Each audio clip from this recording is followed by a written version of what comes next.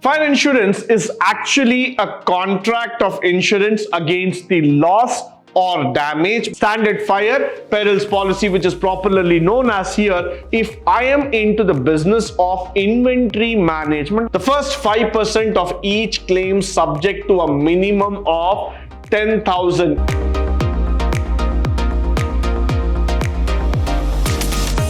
Good morning and welcome to the second session of Unit 2, and here we are going to speak about the various fire insurance coverage and the policy. Now in the last session we were talking about what is fire insurance and its introduction in terms of how the policy works. But here we are going to talk about something even more interesting in terms of the coverage value. Now moving forward, fire insurance is actually a contract of insurance against the loss or damage by accidental fire or other occurrences customarily included under a fire policy. So what does this mean to us? As per the General Insurance Corporation of India, which is said to be the apex body in terms of general insurance, they have given up this definition saying that fire insurance is a contract insurance. So it is a contract properly agreed between the owner, that is the policy holder, and the company, saying that against any loss or damage by accidental fire or other occurrences customarily included under the fire. So normally what happens in case of a fire incident, all those policies and factors will be included, and this is a contract signed between the policy holder and the company. Now moving forward, the types of fire policies that we are going to include. Now normally what happens is that the standard fire and allied perils policy, now that is what we call it as the SFSP, standard fire perils policy, which is popularly known as here, we are going to talk, these are the following things that are being included altogether. So fire breakout, lightning, explosion, aircraft damage due to a riot strike, malicious damage, what we call it altogether, storm, cyclones, typhoon, tempest, tornado, flood, all those kind of things, impact damages that can happen. We are also talking about subsidence landslide, including rock slide. Now that does not cause a fire, but then it's also covered under it. Bursting or overflowing of water tanks, brilliantly, yes, as we had spoken about in the last situation, the last sessions altogether. Missile testing operations, so yes, that is one thing which we are going to talk about. Leakage from automatic sprinklers installation, yes, and bushfire, which means fire spreading out of in terms of the forest breakout and all those kind of things. Now all these things are being covered under the fire policy. So just look at the exhaustive list under which the fire insurance is trying to cover. It's trying to cover a fire, it's trying to cover a lightning, explosion, aircraft damage, riot, strike, storm, cyclone, impact, landslide, probably even the missile launch testing, terrorism, all those kind of things are being covered under the fire insurance, which means to say that this is something very, very critical for each one of us to understand. It's not going to be that easy here because there are a lot of things, a lot of terms and conditions which are coming into picture, and these terms and conditions are mandatory for us in terms of understanding the fire insurance. Now, moving forward, the special policies that we are going to talk about.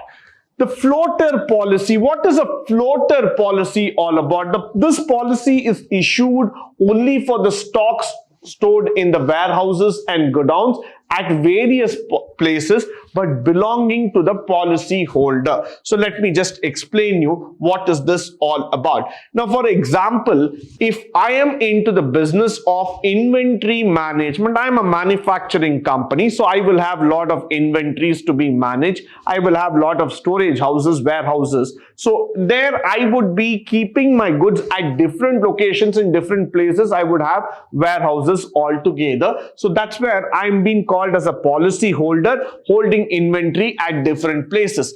This policy is issued to stocks in godown where inter-godown movement of stocks is very frequent and where it is not possible to record every inward and outward movement of stocks cannot be monitored. Policyholder can take policy for one sum insured which is floated over all the goods. So suppose my nature of business is in such a manner where there is a frequent transport between one godown to another godown, and you will not be able to take into account the movement of goods at any given point of time, then we have to take this floater policy, which is like a single insurance that covers all the insurance factor, that covers all the kinds of policies, that covers all the kinds of factors here as far as possible, and that will be for the goods that we have declared. Now, a declaration policy altogether, this type of policy is useful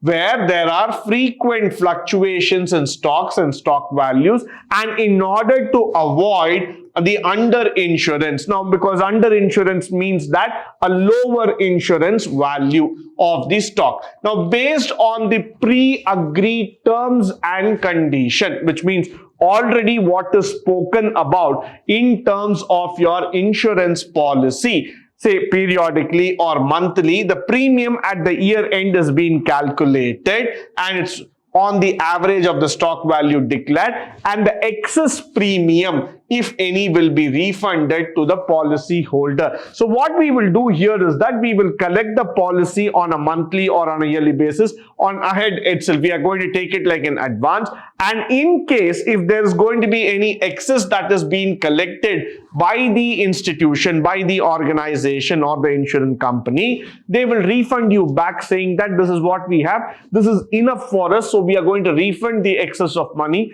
back to the policy holder. So we have two kinds of policy here. One is the floater one is the declaration one. Under the floater one, it is a constant because of the movements of the goods that you are seeing. You are going to be insured for the stocks which are kept at the different location.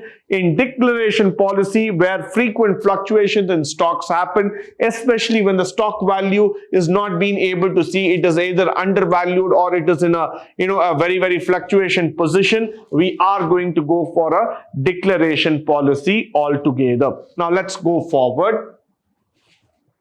Special policies. What are the special policies that we have?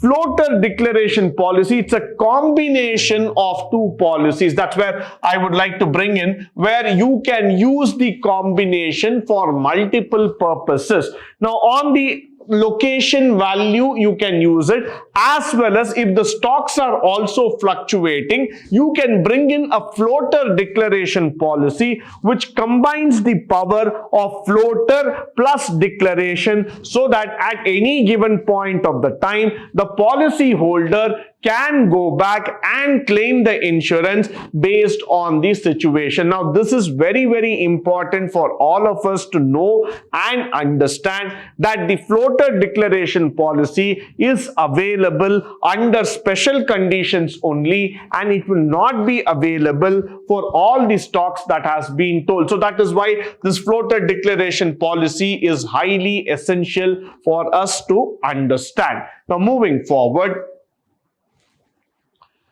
normal exclusion. What are the things that are normally excluded out of the fire policy? Now, the fire insurance does not cover the following risk known as general exclusions. Now, we have to understand this. The first 5% of each claim subject to a minimum of 10,000 in respect of each loss arising out of the act of God perils. Now, act of God is act of nature altogether, such as lightning or typhoon, all those kind of things, subsidence, landslide or rock slide, covered under the policy. So the first 5% will not be taken into account. The first rupees 10,000 of each loss arising out of other perils, that is with respect to the insured, is indemnified by this policy. It's already taken into account. The excess shall apply as per the event insured. So the first 10,000 rupees by the act of God is not going to be covered in this policy at any given point of time.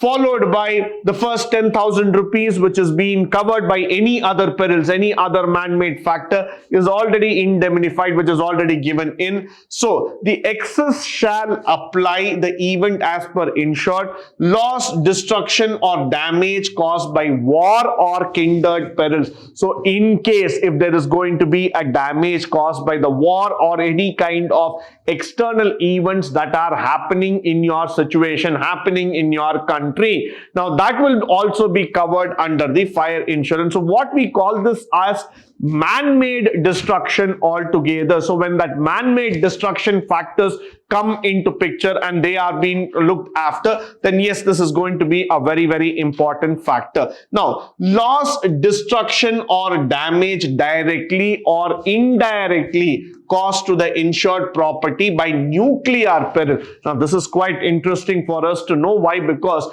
in case of a nuclear damage, a nuclear missile attack or a nuclear power plant breaking out or some of that kind of nature, what we are talking about, if those kind of activities happen altogether, then yes, the fire insurance is also going to come into picture, which is going to take into effect, which is going to look into effect about what is happening in terms of the coverage value. So if there is going to be any kind of factors here, these are things which are going to be excluded. So these things will not be covered under the fire insurance policy. So what we are going to do here is that first 5% is excluded, then the first 10,000 rupees is excluded, excess shall apply as per it, loss, destruction or damage caused by war or anything is not going to be covered, loss, destruction or damage indirectly caused because of the insured property, nuclear, it's not going to be covered. These are excluded out of the policy at any given point of time.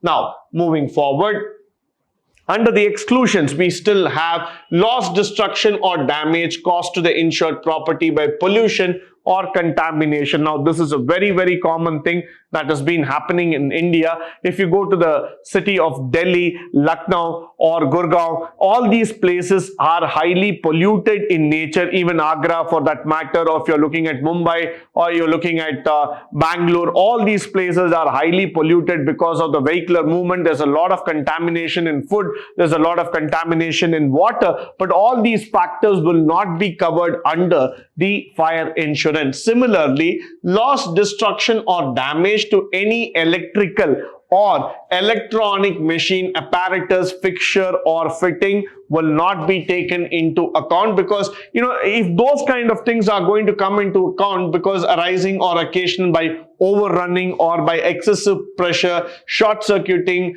arcing, self-heating, leakage of electricity, these things will not be covered under fire insurance. Now you might go back and ask this question, then what else is being covered, sir? Because if these kind of incidents are going to take place, then where are we going to go up for a backup? We are taking a fire insurance so that we can cover ourselves with regards to all these perils and all this effect. But today when you are coming and telling us that nothing of these things are going to be included, then what happens? These are normal exclusions. Why? Because the insurance company also keeps a margin to itself, saying that these things cannot be covered under the normal setup or the normal policy. Now, the other thing that we also need to know, loss of earnings, loss by delay, loss by market or any consequential indirect loss or any kind of disruption whatsoever. Now, suppose there is a fall in the revenue, suddenly the National Stock Exchange crashes, or there is a loss in the Bombay Stock Exchange, all these kind of factors are not going to be included under the fire insurance setup. So we are not going to talk about it at all. Now, these things are going to be completely ignored, completely avoided as far as possible, because this is not going to come into picture. So tomorrow, if I go back to the insurance company and say that, so there has been a loss happening because of this factor, can you please replace it? Can you please help it back, or any of those kind of things?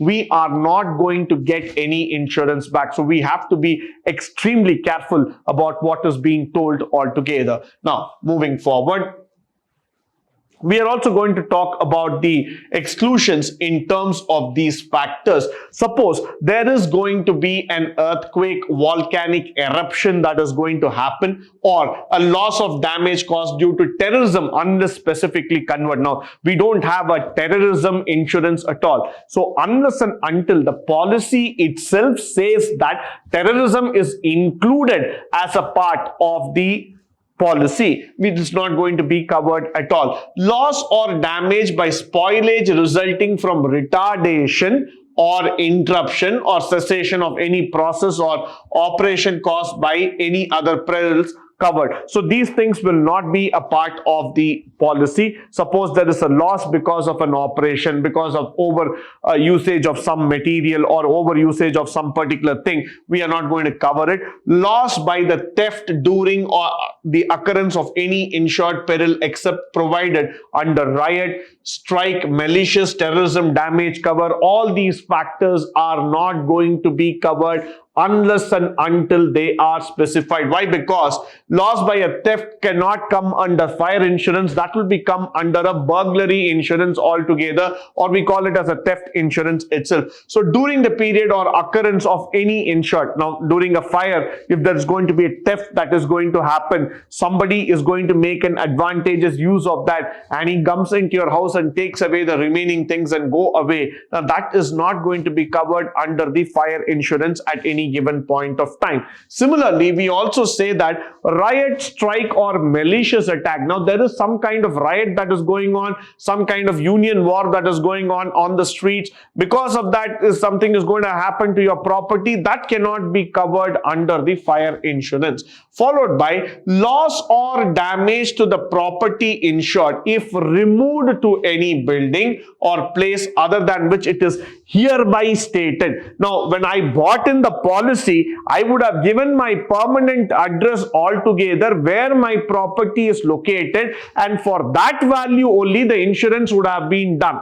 Now, if I move away from my property to another location altogether and suddenly start claiming the insurance, saying that temporarily I had moved out of that location, now you have to give me insurance here, that cannot be covered under the fire insurance at any given point of time. So it becomes very, very important for all of us to understand these terms and conditions when you are applying for a fire insurance backup, because normally this exclusion factor is very much important. You need to understand what are all the situations under which the policy will be accepted and the policy will not be able to cover. Now, moving forward, add-on covers. Now you want to add on certain values here in terms of your insurance.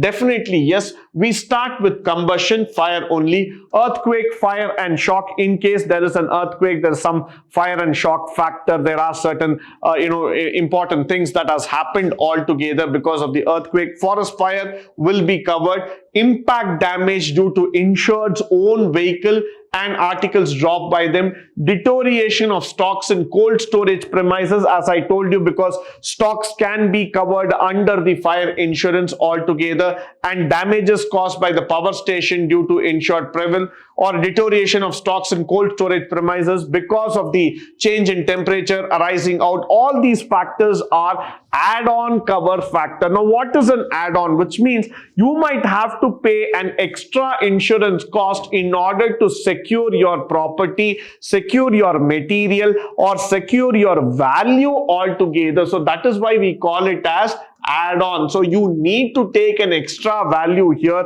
understand the situation, and then start taking up the insurance cover value here. Now this will not be available to you on a general basis or on a general movement altogether. So you need to be 100% secured, 100% sure, saying that at any given point of time, if I want an extra protection to my entire system, to my entire property, I need to give this add-on covers. Now, moving on, the other factors that you can see is architect fees not more than 3%, debris removal, that is in case the dead body removal has to be done after that factor, that is also omission to ensure additions, alteration, or any spoilage to the material that happens, leakage or contamination cover that can also be taken, temporary removal of stocks, loss of rent clause, insurance of additional expenses, startup expenses, all these kind of things can be taken up, can be added up to the fire insurance,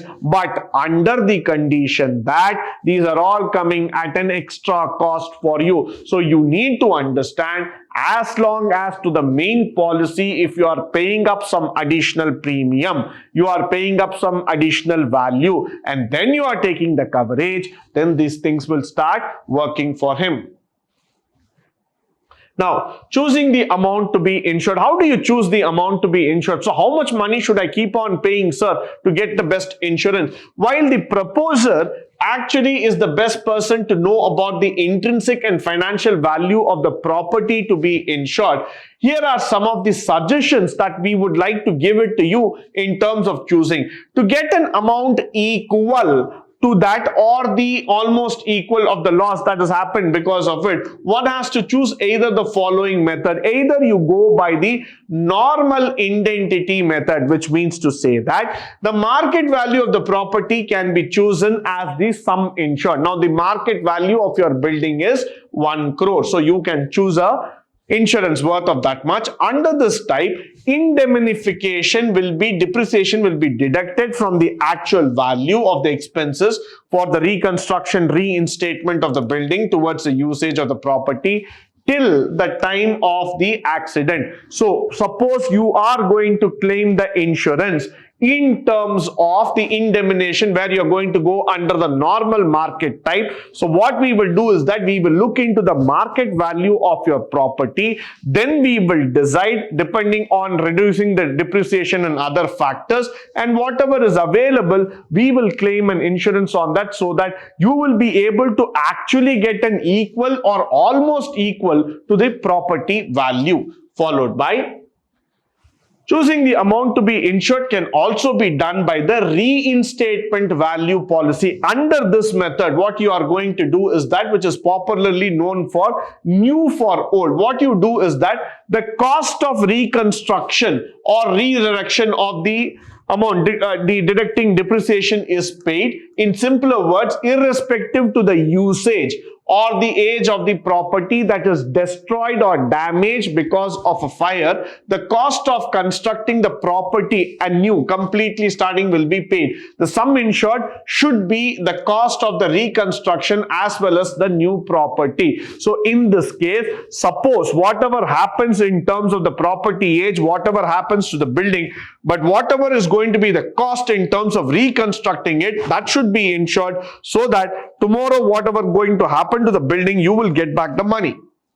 Next one is called as the escalation cost, in which you provide an automatic and a gradual increase of sum insured as per the percentage of escalation chosen. So depending on the value of the property, as I have told you, which will keep on increasing year by year, so you will be choosing a payment method based on the escalation. Now this will be by the addition premium that you are going to pay. This will ensure that sum insured is coping up with inflation value of the property during the currency of the policy altogether, which is very, very important. Why? Because you will be able to understand under what values, under what system this is being taken into position. So depending on the escalation, depending on the movement of your property, the growing value of the property, you will be taking this additional property, additional policy coverage, and altogether you will be paying an extra premium. Now, the points to ponder, the points to look about is that what are the perils covered? What are the exclusions? Do we need an add-on cover here? Do we need you have to give a proper description about your property, the related causes like the goods held, reinstatement value, adequacy of the sum insured. So all these points you need to keep in your mind. The insurer has to keep in his mind before he starts going into in terms of buying the policy. Now, moving forward, with this, we come to the conclusion of this session. I hope and believe that the session was interesting, useful, and informative. In the next session, we will be seeing something more about how the fire insurance policies in terms of the operational procedures. Until then, thank you from my side on joining me this wonderful session. Thank you once again.